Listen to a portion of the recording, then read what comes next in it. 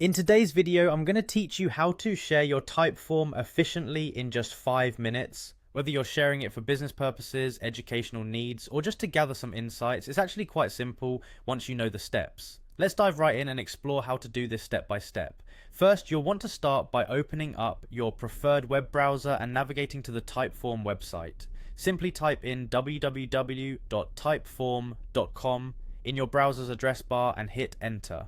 Once you're there, take a look at the top right corner of the homepage. There you'll find the login button.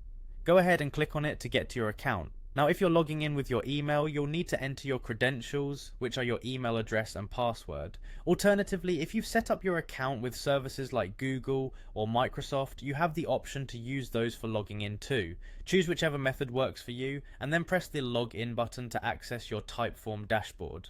Once inside, your next task is to locate the specific form you want to share. You'll find all your forms listed on the dashboard. Click on the one you wish to share, and this will take you to the form's editing page. It's here where the sharing magic happens.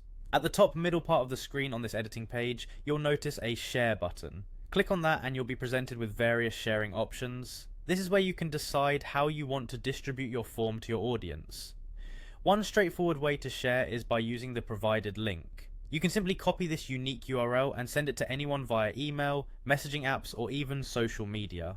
It's a versatile option that lets people access your form with just a click. If you happen to have a website and wish to include your form there, you can opt for the embed option. Clicking on this will provide you with an embed code that you can paste directly into your website's HTML.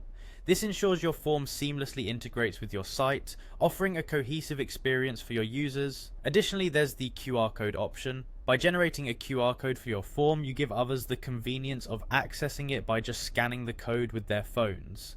This can be particularly handy during events or when print materials are involved. And there you have it. Sharing your Typeform is as easy as following these steps, giving you multiple pathways to reach your intended audience effectively.